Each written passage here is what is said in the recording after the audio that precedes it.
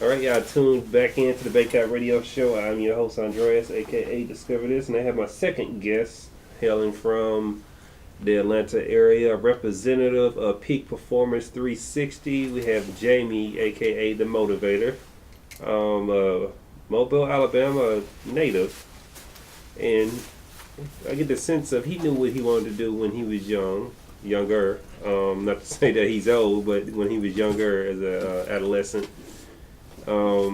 But he's really into health and fitness, and has something to offer everybody in his expertise and knowledge in that industry as well.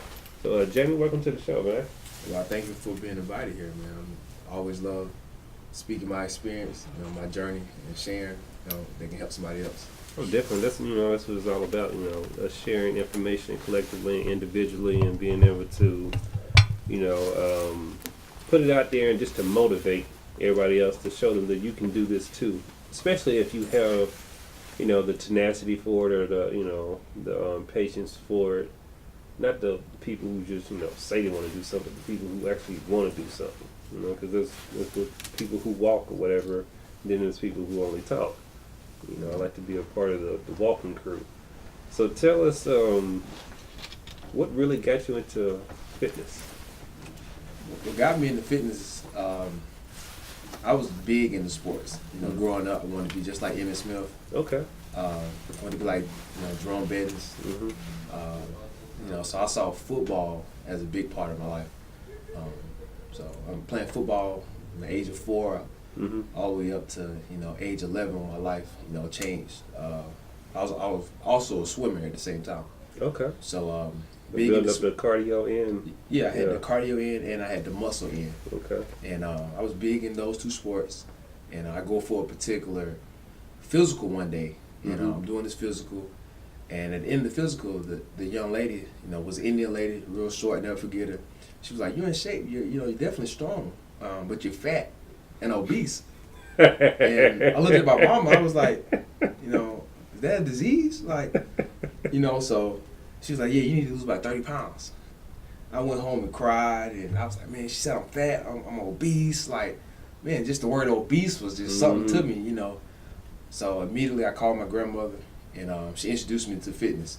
I remember she sent me this workout tape that was like step to 5 miles. And she was doing the summer before.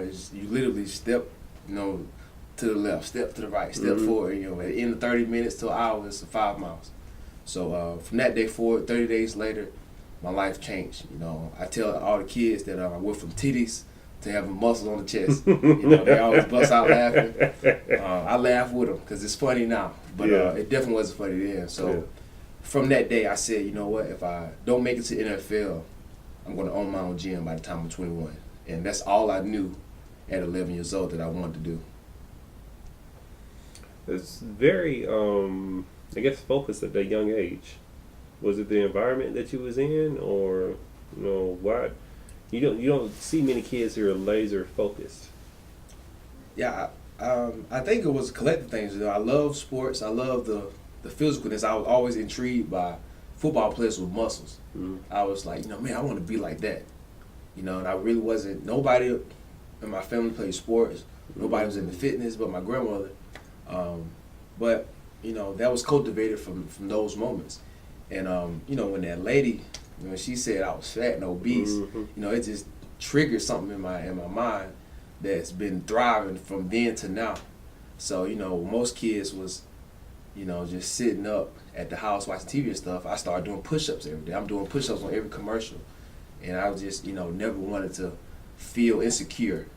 So it just literally turned something on, and I was that kid. Everybody always wanted to race, but I was always that kid that I bet you can do more push-ups than me. And it just, it's kept growing, kept cultivating, and before you knew it, I was the push-up kid. Okay, and let's see here.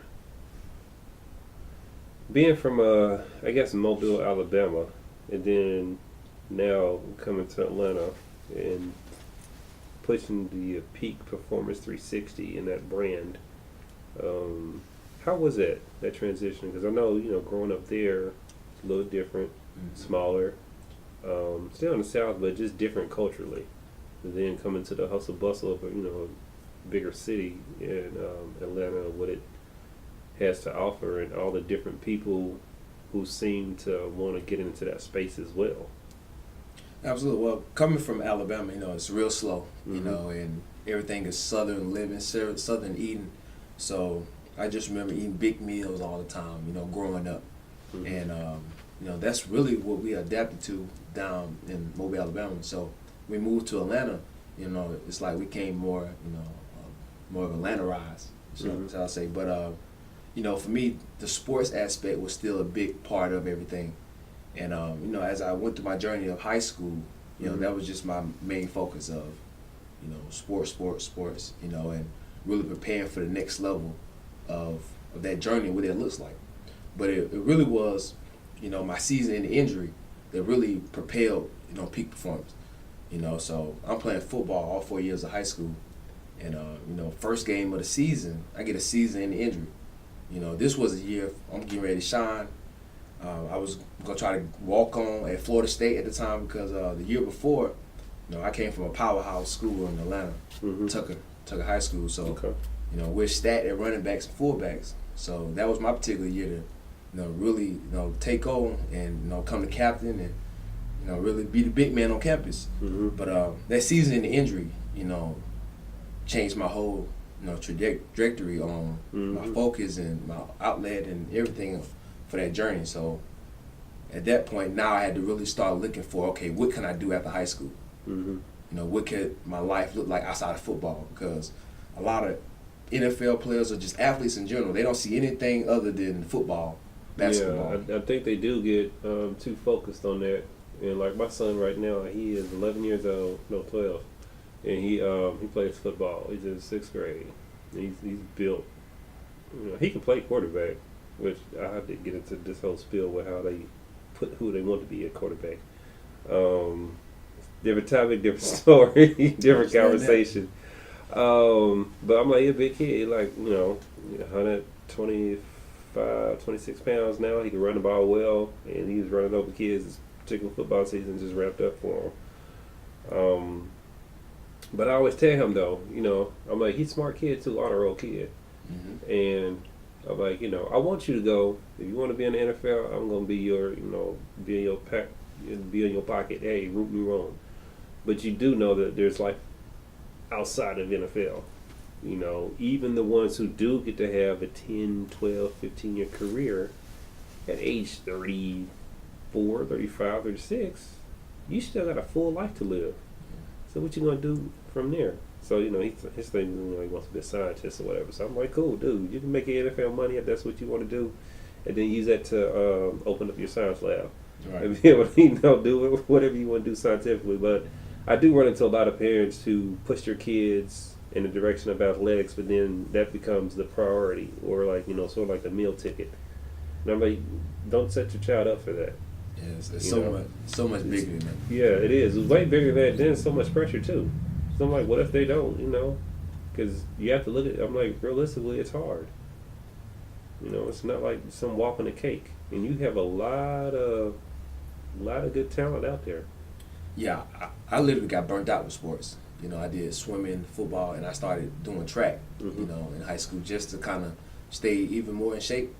But came senior year, before I got hurt, I was burnt out. I was telling my boys, I was like, man, I know in college this is a job. So, we only did 4 years of high school. So, that was already in my mind, already going. Then I'm seeing individuals that put everything into sports and then go to the league. But the NFL stands for not for long. So, you go to the NFL, you the best in your school, you the best in your county, you the best in your state. You go off to college, you're one of dozens. You make it through that small window. And then you get to the NFL, and the guy that came out right behind you the year after you takes your spot. So you've been doing this your whole life, and you 23. You can still go play anywhere, outside the NFL. But, so what do you do next? And I didn't really want that to be my, my story. So tell us about the name for Peak Performance 360. What did, like, if someone comes in, right, and they're not familiar with the brand, in their head, what should they be thinking?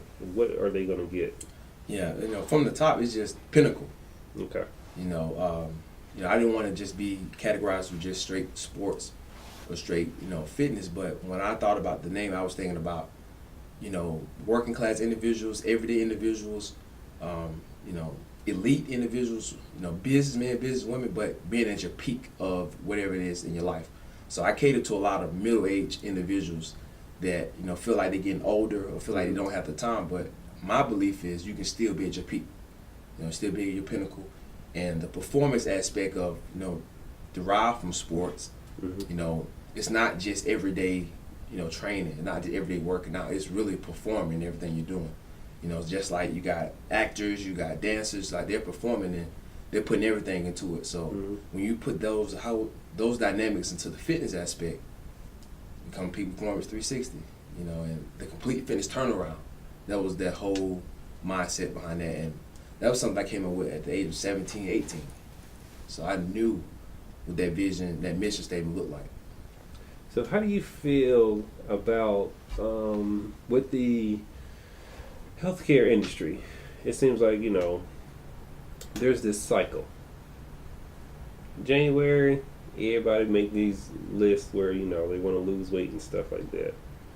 Come like January 3rd or whatever, they done stopped. Exactly. But throughout the year, you see a lot of different machinery is added saying they can do this, they can do that. You see a lot of different diets, and I don't think that there's enough emphasis on nutrition like it should be. That's just my own personal opinion. I want to hear yours about that. And then with celebrities and people trying to sell an idea of what the perfect body is supposed to look like. Exactly. How do you compare outcome? How do you go against that line of thinking when people come in, and what do you do to, I guess, reshape or remold the mind of the consumer? Absolutely. To help them understand that. I've seen that academic, come out every year.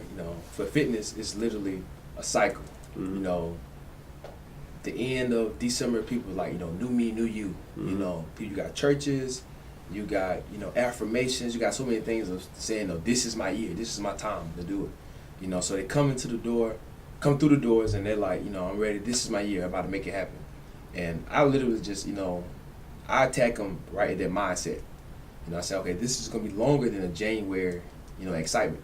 Mm-hmm. After the whole flares go down of January, you really got to live this thing out. Mm-hmm. And, the whole academic of Instagram, social media, of pushing it that, you can get it quick results. Like everybody feel like, you can live this crazy lifestyle of eating, drinking, because we all had those moments where we didn't think twice about what we wanted to eat off the menu. Mm-hmm. We didn't think twice about what we ate at a cookout, Mm-hmm. at a family gathering. And you do that for years. And because you think about, now I want to lose weight, now I want to live a healthier life, and you do it for 30 days, you feel like you should lose 30 pounds, Mm-hmm. 50 pounds. And I tell them that, that's just it's not reality. Yeah. There's some people that, they're pushing to you that you can do that, but it's not the case. So when I'm talking to them, I really just try to change their mindset, and their lifestyle too. So I wrote a book, that we're getting ready to release real soon, 10 ways to avoid the hype while living a healthier life. Okay. And it's just, breaking the myths of what people say. We had these conversations that, yeah, I heard you eat, you drink lemon juice, you can lose a lot of weight. Mm-hmm. So I'm breaking myths like that, Yeah, don't eat a lot of, eggs, get high cholesterol. We've molded ourselves to all these myths over the years, and we became, fitness experts and had these conversations with our family and don't know nothing. Yeah, and we keep spewing the same bad information over and over and over. Exactly. I actually saw a funny video on Facebook one day about the eggs and cholesterol. The guy, it took place. It was a couple in a like a 1950 kitchen setting or whatever. You could tell that was a timepiece of it. Dude comes out the bathroom, does like a little light thing to show he was a time traveler. Don't eat the eggs. Don't eat the steak. And the wife is feeding it to him or whatever. Then he goes back in, comes back. 30 seconds later, no, the eggs are fine. You just eat the white part. Don't eat the yellow part. And I'm like, what the hell? It's just so much bad information out there. And that was me for misleading. Years. Yeah. And, it wasn't until I was like, you know what? Let me really do my my research. Mm-hmm. You know, I would pick up books and, you know, search the web and, you know, go to different fitness experts and talk to nutritionists and stuff.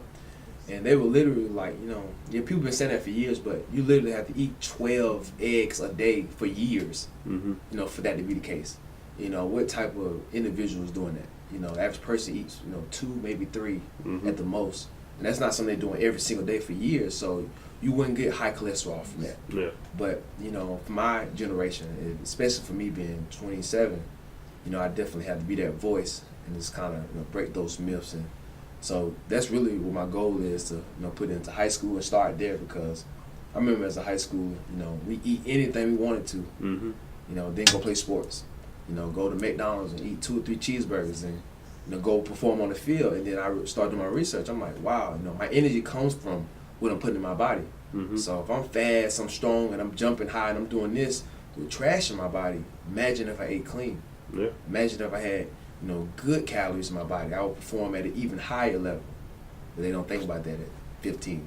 Yeah, well, you know, I could probably, you know, become a conspiracy theorist or whatever. I just think, you know, all this different stuff that they're selling us as far as, like, you know, cheap food and all that stuff, processed food, and those types of items aren't good for us anyway. I'm all for, you know, raw vegetables, and actually I have a garden in the backyard. I basically tore up my mother-in-law's backyard, and it's nothing but a garden.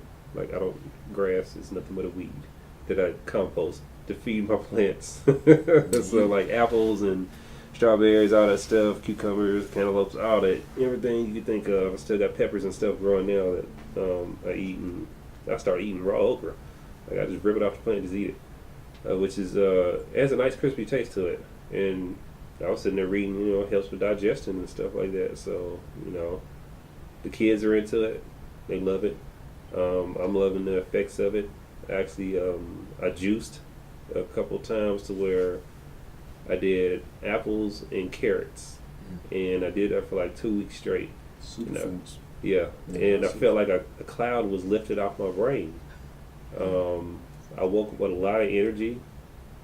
I didn't feel foggy or anything like that, or dazed. How, like, you know, some of us, when we get up, we just feel like we just can't function, or Exactly. it takes us a long time to get into a routine, or, you know, before you can start, I guess, being at your peak performance throughout the day. So I was like, yeah, and it really got me going on to that. And then, in fact, also with my mother-in-law, she's a cancer survivor, and I just don't believe in the traditional medical medicine nowadays. I think it's killing us. I think why would you recommend chemo as your first line of treatment for a genetic disorder when you have research out there that supports switching your diet? You're not gonna make no money. You know, everything. Yeah. You know, the world we live in, you know, it doesn't make sense, you know, to go to a holistic doctor and to see a trainer and to just change your lifestyle. Mm-hmm. You know, and when I found out that 90% of diseases in the world, you know, come from an unhealthy diet and come from, you know, being out of shape or not being, you know, not having cardiovascular being up to par, it changed my life. You know, at a young age. So, you know, I was that kid, I was that guy that, you know, any family function I went to, like the first few years of me being a trainer, like, people hated eating around me because I was like, you know, you're killing yourself. Now I had to kind of come back to, you know, and not judge. Well, it's not judging or, but it's because you've been informed and you're just trying to inform them. But, you know, they still want to go about in their ways. Like, I was a heavy meat eater, like ribs, steak, everything. Every day. Yeah, pretty much, sometimes twice a day or so, depending on, you know, what mood I was in, cook it on the grill, and go at it. But this entire summer, actually I could say this year, I have not cooked one time on the grill. Yeah. And I don't even eat meat like I used to. Like, I probably may eat it 3 times a week now. Yeah, And it's your lifestyle. Yeah, it's just different now. I don't have no desire to eat it. Nothing. I don't have those insatiable cravings to go for that and want to eat that. I'd rather eat, like, you know, apples or something like that, or whatever. You know, if I just need something to snack on just to pass the hunger pains along. But, you know, they get there when you just run around and stuff. But as far as you know, putting that information out there, do you feel that it's not enough capital or resources devoted towards putting positive information out there? Do you feel that some grand scheme that they're really wanting us to be unhealthy, or somebody is pulling the strings? Of course, this is all about environment. Mm-hmm. In Atlanta, you're gonna find church's chicken always in the black communities. Mm-hmm. The most unhealthiest, Chinese restaurants. You can for $2.99 you can go to this Chinese cafeteria and get a pound of rice, and get 2 pounds of chicken for $3.99. Sauced up, deep fried, coated, and that's the normal nutrition. So at the same time, a lot of individuals, they feel like they can't go shop at the Whole Foods and the Sprouts, things like that. So it's definitely a loss of health in those communities, and there's nobody that's really going there pushing those things, and it becomes a normal thing that everybody is dying out at 40. To hear people dying of a heart attack or diabetes in their 40s, Mm-hmm. it's crazy. I was told that through just various documentaries and just researching whatever. One, diabetes, we shouldn't even have it. Kids definitely shouldn't have it. Mm-hmm. But it seems like now it's just at these epidemic rates, to where now are you 10 years old and you diabetic? Like, it's sad. But then the treatment for that shouldn't be just insulin injections. I'm with the nutrition and having a healthy regimen of exercise. Then I want to get into that too. Your opinions on the schools seem to be cutting out physical education. Recess, yeah, I remember they did that.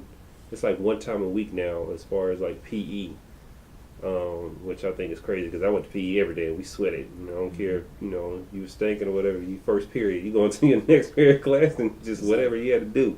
But we're gonna get into that in a moment. Anybody out there, y'all can dial in if you want to. If you got any health questions, 917-889-8041. But we're gonna get into this Dre Trillion with 5.0. All right, we're back, and we got Jamie in the studio with us talking about nutrition, being healthy, being an entrepreneur, Peak Performance 360. Y'all make sure y'all go and check out the website. With that being said, I want to get into real quick the different services that Peak Performance 360 offers, or what individuals can actually get from that. What are all different services when they go, walk into the building, can they receive? Absolutely. So, when somebody comes through the door, they can of course get a personal training membership or a class membership. But some of the things we do is injury prevention. Okay. I kind of built the whole fitness company based on myself. Mm-hmm. So I know there's a lot of individuals like myself, men or women, that we have a certain lifestyle when you play sports. Mm-hmm. And you eat crazy a lot of times. Mm-hmm. You eat whenever you want to because you in shape. You can eat crazy and just go run it off and never gain weight. But you have that same lifestyle when you get done with sports. Mm-hmm. And a lot of those people blow up. And build up all those bad habits. Exactly. So a lot of people that come in through the doors are ex-athletes, Okay. men or women. So all the programs are geared towards, kind of just getting back to your old self, your old, college, but just getting back in shape of, Mm-hmm. being active. So we build all the classes around that, and we'll do it with a kind of a lot of cross training and calisthenics. Okay. So showing people how to use their body weight on a lot of exercises. And then for me, that came from my business model, because when I first started my business, I had no clients, no investing. So I had to learn how to get creative and do this big research on how to exercise an individual over 2 months with no equipment. Mm-hmm. And that became my business model. And years later, it's still one of the biggest and most effective ways. I feel like, a male wants to work his chest. I feel like body weight exercises is way better working his chest than actually getting under a bench press. Yeah, because that poses a question in my mind, with that, but you really just answered as far as like what would be the best method, and so at this particular point you would not recommend, say, if somebody who's not active, right, and they just come into the building and sign up for a class, they want to get back into shape, you wouldn't even recommend using any equipment starting off? No, not at all. Because the average trainer or the average guy that's into fitness, they put you right on the weights. They put you right on the machines, and you set yourself up for failure as far as getting hurt, pulling something, straining something. Okay. And it makes no sense to be at a machine or a bench press when you can't do push-ups, and you can't do a pull-up. You can't do your body weight. So why would you put yourself in that kind of danger? And being that's how I built my foundation. Like, people see me like, man, how much you bench press? That's like one of the average questions. You go to a barber shop or you go into a high school. Everybody wants to know how much you bench press. Like, I can bench press because I'm happen to be strong, but push-ups, just doing my body weight. Is one of the. No, so when you give an answer, be like, well, I do 1,000. Like, you bench press 1,000. No, I do 1,000 push-ups or whatever in a day or something like that. Yeah, that's crazy. Yeah. They don't want that. They want to hear that I bench press every day. So, have you seen any of the different ways people are trying to be creative when they exercise nowadays, especially like in home? And me, I wouldn't, when I start going exercising and stuff like that, I don't necessarily want to be at home because I want somebody to be there at least to let me know what I'm doing wrong. But it seems like there are so many different creative ways people are using just objects that are not necessarily made to exercise with, but are exercising with them. You wouldn't recommend any of that, would you? It's been like, with balls and stuff like that, or there's been some creative videos out there. They just seem like, people are taking a huge risk in doing something like that. Well, I think it all depends. Technology is making it easier for you to do fitness anywhere. So you can literally be, in a bathroom and looking at somebody on video doing some exercises. So, kind of doing that aspect, if you have some kind of guidance at home, then it's typically okay. But for the big, massive people, you definitely need a coach, an instructor, a trainer, somebody that's going to help you along the way because, just because you buy a gym set out of Sports Authority or Dick's Sporting Goods doesn't mean you're going to look like The Rock. Yeah. And they're going through that, and every day those people are coming into my gym and like, yeah, man, I was doing that at home. I pulled something in my chest. I was doing good, but I kept increasing weight, and that's typically what happens. So, you're going to have those individuals because people don't like investing into fitness. They feel like it should be free. This is not a necessity to them, but in actuality, it is. So those individuals are always coming through the doors with those same stories. They hurt themselves, or they was working out with Jason from up the street who looks like he's in shape. Yeah. And he came to the house and hurt him. So that's a typical story. Wow. It's amazing. It's like, I guess, trying to get your car repaired by a tree shade mechanic. Exactly. Why would you do such a thing? I guess, so what would you say is, as far as, what has been your biggest success story with a client? I have countless. Everybody, when I say success stories with clients, everybody loves hearing the person that lost 80 pounds or lost, this big elaborate amount of weight. And I have stories of, men or women losing, 60 pounds over 6 months or, 80 pounds in a year. I have a big success wall inside my gym of those individuals. But I kind of tell everybody, don't negate the individual that only want to lose 10 pounds, but never have had that mindset to do. So those are the stories that I talk about, because, you had this mental block of thinking that you can't get these 5-10 pounds off, or you just not motivated to get started at all. So when I transform somebody's mindset where they can work out with me for 3 months, but now the rest of their life they're into fitness. When I bump into them at the mall, they're eating something healthy versus trying to hide their plate, because they eating a cookout meal, for lunch. So, those are individuals that I transform. Those are the most success stories that I can change your lifestyle. I think that's definitely dope. Yeah, that to me that's more meaningful and more impactful than this person lost 60 pounds or so, because weight can be lost and gained back, all the time. And typically is So to hear that you actually transform people's minds and the way that they look at fitness, because I think a lot of us don't look at fitness as a necessity. Some people think it's optional. I'll do it when I get to it, or that we're young, and oh well, I got a high metabolism and I can eat whatever I want to, and then you carry those same bad habits into later adulthood, and your 20s become your 30s, and your 30s becomes your pass 40s. on to the kids. Exactly, and you pass the unhealthy eating habits on to the kids, and just the mindset of just wanting to work out. Back to backtrack on that, the school system and PE and physical education, this continued trend that's been going on for a while now, so where PE is only 1 day a week. One, in your in your professional opinion, do you think that's even healthy for the kids to be able to just do that? But two, do you think that's going to have a longer lasting effect on society in general? I mean, I just think, just even with me being as young as I am, I've seen the shift of when I was in elementary school to, 15 years later. It's really starting with the, from technology to school board superintendents, on down to the schools, because, those individuals don't care about fitness. Mm-hmm. I go into schools, and typically the schools that I may get into are the only ones that the principals are health conscious.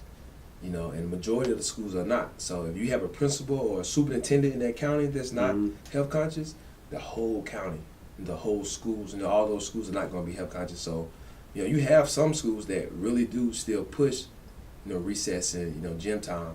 But for the most part, everybody just feels like it's a waste of time. So because they don't do it, and it's just trickled down to elementary school. So I go in and see a 9-year-old, he's weighing almost as much as me. Mm-hmm. And, it's really just, the cycle of starting from the top, coming down, and, it's... So what do you think we can do to help assist and combat that as a community? Yeah, just really utilize, every community, whether it's, the hood or whatever it is, they never utilize the recreation centers, and the Boys and Girls Club. And for me, I say all the time, like, the Boys and Girls Club saved my life. Mm-hmm. It's what, $15, $30 for the year, but going in there just playing, running, playing the sports, that's really what saved my life. As far as being in shape, like, I can't imagine going through life without working out, without exercising. So if you include that to, the communities those same communities that are unfortunate, where they don't make a lot of money, but all the kids still wearing J's. All the kids still wearing Jabos or whatever the hottest clothes are at that time, and they don't want to put into fitness and utilize Boys and Girls Club, utilize those rec centers, because every year a lot of those recreation centers and Boys and Girls Club are closing down because of lack of participation. Yeah. So for me, honestly, one day I want to have my own Boys and Girls Club, with my name on it, and push that into the community, because right now everybody's on the phone, everybody's playing video games. And that's more sedentary for injuries, gaining weight, and that's how you have kids 12 years old with diabetes. Yeah, which I think we was having this conversation off the air that me personally, I don't believe the kids should have diabetes, let alone adults. It's just a disease that came along, and it seems like it heavily infiltrated our community. But yeah, just no one should have to live like that, to poke yourself and check your blood sugar and all that. There's just too much pride in poking, and just too much of a hassle to go through when, like you say, 90% of the diseases is due to lifestyle and nutrition. And I'm like, it's so basic, but yet it seems like it's so far away from people to even grasp that concept. So I definitely love the fact that you're out here and this is your anthem, and you're screaming it as loud as you can to let people know to be fit, to take and look at nutrition and look at like a holistic type of way of doing stuff instead of just a status quo. So definitely I love that part. Your book, when are you planning on putting that out? Honestly, I want to do it on my birthday, December 26th. Okay. I'll be turning 28. So I think it brings a little dynamic of, celebrating your next year, and you have personal friends, family, and people that connect to you that when you release the book on your day, they feel more inclined on that day to kind of celebrate with you. And it's going into the new year.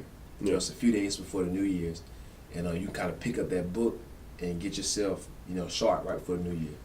And once you see the book, and you can go into the New Year's, with a new mindset versus just saying, okay, I'm gonna get a gym membership and I'm gonna work out every day. And, I'm gonna change my life this year. But you'll actually have a tool, so it's kind of like the Bible of fitness, because in the book I'm gonna have exercises that talks about, changing your life, changing the mental mindset. When I'm talking to my members, a lot of my clients, I'm telling them that it doesn't matter what you do physically, mentally if it's not there, eventually you will stop. Eventually the weight will come back. You still, you lose 30 pounds with using amphetamine pills or HTC. You're still that same person. A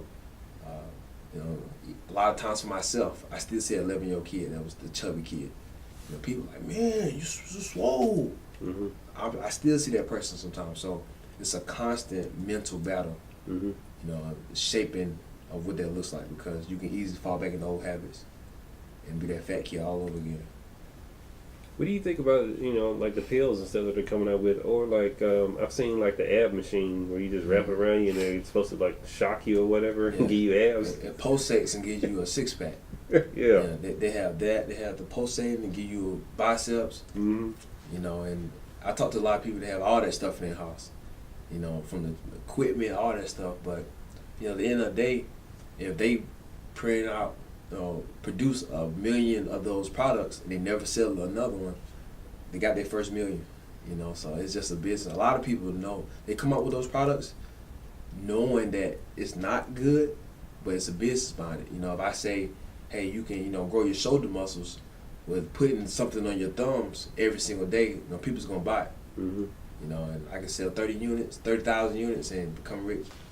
But they're gonna do the same thing with the next product.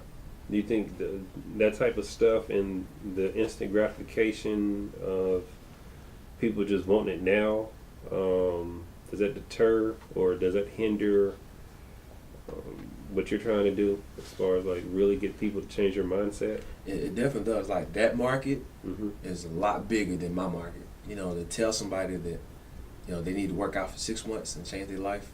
A lot of people are like, no, I thought I wanted to lose weight, but I really don't. I'm gonna just go see Dr. Miracle. I'm gonna go see Dr. Curves. I'm gonna go get the pulsating ab machine. And do that. And I have people that really walk out the door saying that. And some of them return back and say, okay, I've tried everything. That's really the common story I have there. I've tried everything. I lost 50 pounds and I put on 40. In the last 2 months. Then they're ready, but. I say jokingly all the time, like, I wish I was that guy that I could do it for the money. I would probably have a bigger, facility. Have more people in there. I just sold pills that could have somebody lose 5 pounds a day. People would buy that quicker than doing a personal training membership. Well, I definitely commend you on, having principles and standing for what you believe in and really wanting to educate people the right way. Because, a lot of them are just misinformed and they get sold the glitz and glamour of, short-term success, but ain't no one telling them, what's he going to do on the back end. Just like, hell, people still smoke cigarettes. So, knowing all the information that's out there about them and that, that gives you lung cancer and stuff, and still go and do it. And then, also drinking alcohol, consuming alcohol. Like, alcohol is really poison, but people still do it. So I guess they have to get to that point of in their where they won't change, and desire that. But it's glad that there are individuals like you out there. For people who want to inquire about all your different services, what you have to offer, where can they get that information from? All social medias, Peak Performance 360. And stay in touch with me. All social media is Jamiethemotivator. So it's the main contact. So is there any thing you want to leave the people with? Any sayings that you have, or any words of inspiration? Yeah. Number one thing I always say is life is movement. You stop, you die. Choose life. Okay. Some people feel like it's harsh, but it's reality. But for a lot of individuals, all your success a lot of times revolves around your health. So it doesn't matter how smart you are, it doesn't matter, how excited or talented you are. You have an unhealthy body, unhealthy heart, that'll come back to hinder you. So your first wealth is your health, and you gotta live by it. I definitely agree with that. Wealth is your health. So y'all make sure y'all go support Jamie. Go check out peakperformance360.com. Peakperformance360.com. Check out the website. Follow him on Instagram. Is it Jamie? What is it? Jamie the Motivator? Jamie the Motivator.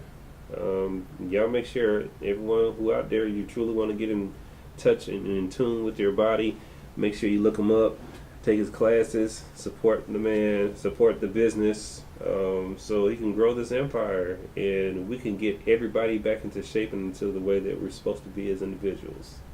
Thank you for coming on to the show, and we definitely love to follow up and to see where you progress in the future. Definitely looking forward to it. All right. Anybody out there, y'all can always tune into the show at www.blogtalkradio.com/Bankedoutt Radio Show. We're about to get into